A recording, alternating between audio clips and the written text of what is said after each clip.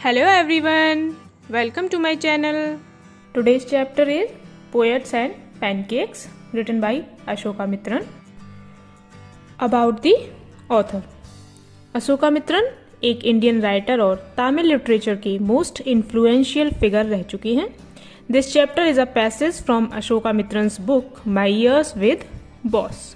ये जेमिनाई स्टूडियो में काम करते थे जो कि चेन्नई में लोकेटेड है. इन्होंने बताया है कि उस टाइम में स्टूडियो के अंदर लाइफ कैसी होती थी.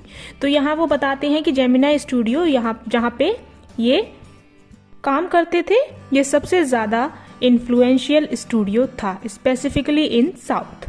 ऑल्दो इनका काम जो था वहाँ पे वो न्यूज़पेपर से क्लिपिंग्स को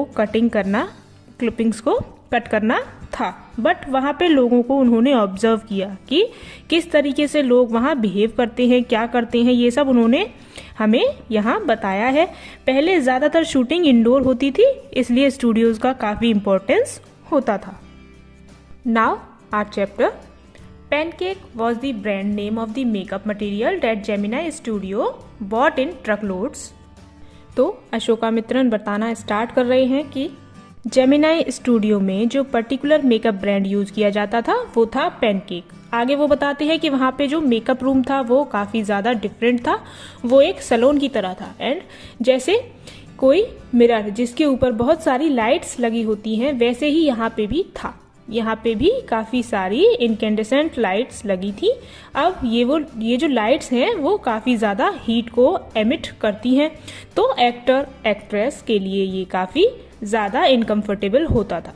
यूजुअली जब हम मेकअप करते हैं तो हम क्या सोचते हैं कि हम अच्छे दिखेंगे, बट अशोका मित्रन इसके अपोजिट सोचते हैं. वो कहते हैं कि जेमिनाई स्टूडियो में जो मेकअप डिपार्टमेंट था उसका काम था कि ये लोगों को अगली दिखाए, ना कि ब्यूटीफुल. ये वो एक टॉन्टिंग वे में कह रहे हैं. देन वो बताते हैं कि मेकअप डिपार्टमेंट में एक हायरार्की फॉलो की जाती थी. एंड वो हायरार्की क्या थी कि जो मेकअप मैन है वो मेन एक्टर और एक्ट्रेस का मेकअप करता है एंड उसका जो सीनियर असिस्टेंट है वो करता है सेकंड मेन एक्टर एक्ट्रेस का मेकअप. एंड देन उसके बाद जो जूनियर असिस्टेंट है वो मेन कॉमेडियन का या विलन का. और इस हिसाब से हायरार्की को फॉलो किया जाता था. The players who played the crowd were the responsibility of the office boy. आगे वो बताते हैं कि जेमिनाई स्टूडियो में अपना एक ऑफिस बॉय भी था जो एक्चुअली में बॉय नहीं था. वो एक 40 इयर्स ओल्ड मैन था जिसका काम सिर्फ ये था कि जब क्राउड सीन्स होते थे किसी मूवी में तो उन सब का मेकअप ये किया करता था. अब ये जो ऑफिस बॉय था ये अपनी लाइफ में बहुत कुछ करना चाहता था. फॉर एग्जाम्पल इसको पोएट भी बनना था, लिरिसिस्ट भी बनना था, डायरेक्टर भी बनना था, बट एक्चुअली में ये कुछ भी नहीं बन पाया था. Subbu was the number 2 at Gemini Studio. देन वो शिफ्ट होते हैं एक काफ़ी इम्पोर्टेंट कैरेक्टर पे जिसका नाम है कोठामंगलम सुब्बू. सुब्बू के बारे में ये बताते हैं कि ये बहुत ही मल्टी टैलेंटेड पर्सन था. कैसे? बिकॉज जब भी ये सेट पर होता था तो फिल्म मेकिंग काफ़ी आसान हो जाती थी क्योंकि ये डायरेक्टर को भी डायरेक्ट करता था फॉर बेटर डायरेक्शन. फिर जो एक्टर होते थे उनको भी ये बताता था कि ये पर्टिकुलर सीन इस तरीके से और या इस तरीके से भी इनेक्ट हो सकता है या किया जा सकता है. इस तरीके से ये सेट पे सबकी हेल्प करता था. एक तरीके से था तो ये क्लर्क, बट ये जेमिनाई स्टूडियो में नंबर 2 कहलाया जाता था because he was a good man. And ये बॉस को भी काफ़ी ज़्यादा पसंद था. Because of all these reasons वहाँ कुछ लोग सुब्बू से जेलस भी थे. The lawyer was also officially known as the legal advisor, but everybody referred to him as the opposite. Then Ashoka Mitran shift होते हैं लॉयर की तरफ. वो लॉयर के बारे में बताते हैं कि जेमिनाई स्टूडियो का जो स्टोरी डिपार्टमेंट था वहाँ पे हमारा जो लॉयर था, लीगल एडवाइज़र था, उसका एक्चुअली में नाम हो गया था इलीगल एडवाइज़र. वाई? रीज़न क्या था, क्यों हो गया था? तो ये बताते हैं कि एक बार सेट पे एक एक्ट्रेस काफ़ी ज़्यादा गुस्सा कर रही थी, डायरेक्टर से लड़ रही थी. वो इतनी ज़ोर ज़ोर से बोल रही थी, इतने टेंट्रम्स दिखा रही थी. तभी लॉयर ने क्या किया, कैमरा उसकी तरफ किया एंड वो सब रिकॉर्ड कर लिया और बाद में वही रिकॉर्डिंग उस एक्ट्रेस को दिखाई. अब जैसे ही उस एक्ट्रेस ने वो रिकॉर्डिंग देखी तो ऑब्वियस सी बात है वो एम्बेरस भी हुई और इंसल्टेड भी फील करने लगी, और उसी दिन से उस एक्ट्रेस ने डिसाइड किया कि वो इस प्रोफेशन को छोड़ देगी। उस एक्ट्रेस का करियर यहाँ पे एंड हो गया। नाउ इसके पीछे रीजन कौन था, किसकी वजह से उसका करियर एंड हुआ? लॉयर की वजह से। देन वो बात करते हैं वर्ल्ड के बारे में कि वर्ल्ड में उस टाइम पे क्या चल रहा था एंड स्टूडियो में क्या चल रहा था एंड कैसे ये दोनों आपस में कनेक्टेड थे। तो वो बताते हैं कि जो एशियन कंट्रीज थी उनमें एक न्यू बिलीफ आया था एंड वो बिलीफ क्या था? कम्युनिज्म। कम्युनिज्म का हिंदी में मीनिंग होता है साम्यवाद। इसका क्या मीनिंग है? तो इसको हम ऐसे भी डिफाइन कर सकते हैं कि कंट्री की जितनी भी रिसोर्सेज हैं या संपत्ति है वो सबके साथ इक्वली डिस्ट्रीब्यूट की जाएगी और सबका उस पर बराबर का अधिकार है। यहाँ मैं बताती चलूं कि ये थ्योरी कार्ल मार्क्स ने दी थी 19th सेंचुरी में। ये काफी डिटेल टॉपिक है। इस विचारधारा का जो मेन एम था वो था इक्वलिटी। इसको हम शेयरिंग इज केयरिंग के रूप में भी समझ सकते हैं। तो इस पर्टिकुलर बिलीफ के बहुत सारे लोग अगेंस्ट भी थे और उन्हीं में से थी फ्रैंक बुकमैन की मॉरल रीआर्मामेंट आर्मी। अब क्या हुआ, ये जो आर्मी थी ये अगेंस्ट थी कम्युनिज्म के और इसका काम था एंटी कम्युनिज्म बिलीफ्स को स्प्रेड करना। तो ये वो कैसे करती थी? प्लेज परफॉर्म करके। तो ये लोग जब इंडिया आए तो इन्होंने रियलाइज किया कि जेमिनाई स्टूडियो तो काफी ज्यादा इन्फ्लुएंशियल है। तो इन्होंने स्टूडियो के ओनर SS वासन से परमिशन मांगी कि क्या हम यहाँ अपने प्लेज परफॉर्म कर सकते हैं। SS वासन ने कहा यस डेफिनेटली कर सकते हैं, बिकॉज उन्हें तो ये लगा कि अरे बाहर से लोग आए हैं हमारे स्टूडियो में परफॉर्म करना चाहते हैं। He felt privileged.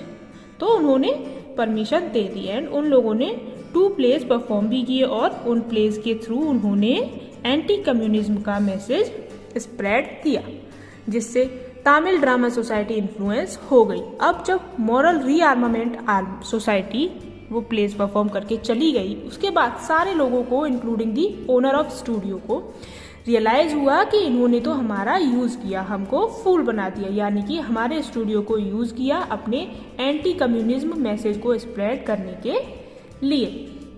तो ये अशोकामित्रन ने बताया है मॉरल रीआर्मामेंट आर्मी के बारे में। Then the poet spoke. He couldn't have addressed a more dazed and silent audience. No one knew what he was talking about, and his accent defeated any attempt to understand what he was saying. उसके बाद आगे वो बताते हैं कि क्योंकि Gemini studio इतना influential था, इतना फेमस था, इसलिए वो इम्पोर्टेंट सेलिब्रिटीज को होस्ट किया करता था। और एक दिन वहाँ पे आए स्टीफन स्पेंडर। ये स्टीफन स्पेंडर एक पोएट थे, बट जब वो यहाँ पे आए तो लोगों को पता नहीं था कि ये कौन है, क्या करते हैं। तो अब स्टीफन स्पेंडर आए एक लेक्चर देने के लिए और उन्होंने अपना लेक्चर स्टार्ट किया। एंड जैसे ही लेक्चर शुरू किया तो स्टार्टिंग में उन्होंने अपनी पोइट्री के बारे में बताया एंड देन उन्होंने थोड़ा सा बताया कम्युनिज्म के बारे में। अब हुआ क्या कि सेट पे जितने भी लोग थे उनको कुछ समझ नहीं आया। नाउ वाई, क्यों समझ नहीं आया? बिकॉज लैंग्वेज ही समझ नहीं आई उन लोगों को। सो स्टीफन स्पेंडर को भी पता लग गया कि इन लोगों को कुछ समझ नहीं आ रहा है, मैं वैसे ही डम ऑडियंस के सामने बोल रहा हूँ। तो ऑडियंस को एंड ओरेटर मीन्स जो बोल रहा था, यानी कि स्टीफन स्पेंडर, दोनों को ही सेम एक्सपीरियंस हुआ। एंड ऑडियंस ने प्रे किया है कि ऐसा कोई गेस्ट यहाँ पे फिर कभी ना आए। एंड उस टाइम पे अशोकामित्रन ने ये सोचा कि स्टीफन स्पेंडर जैसा इंसान जो कि इंग्लैंड से है वो आखिर यहाँ आए क्यों थे, किस पर्पज से आए थे, ये एक मिस्ट्री बनकर रह गया। ठीक है। My conviction grows stronger day after day that prose writing is not and cannot be the true pursuits of a genius. अब बहुत टाइम बाद अशोकामित्रन ने सोचा कि मैं स्टोरी राइटिंग या प्रोज राइटिंग स्टार्ट करूंगा। तो उन्होंने पार्टिसिपेट किया एक स्टोरी राइटिंग कंपटीशन में। ओके। एंड वो उस स्टोरी को भेजना चाहते थे एक ब्रिटिश पीरियोडिकल में जिसका नाम था दी एनकाउंटर। एंड उसको सेंड करने से पहले उन्होंने सोचा कि पहले इस पीरियोडिकल के बारे में थोड़ा सा पढ़ तो लूं कि ये क्या है, किस चीज़ के बारे में है। सो वो गए एक ब्रिटिश काउंसिल लाइब्रेरी में एंड वहाँ पे जब उन्होंने उठाकर पढ़ा तो उनको पता चला कि इसके एडिटर तो स्टीफन स्पेंडर हैं। तब उनको समझ आया कि स्टीफन स्पेंडर जेमिनाई स्टूडियो क्यों आए होंगे, बिकॉज जेमिनाई स्टूडियो काफ़ी इन्फ्लुएंशियल था। तो वहाँ वो कोई मैसेज देने या मैसेज स्प्रेड करने आए होंगे। And years later, when I was out of Gemini Studio and I had much time but not much money.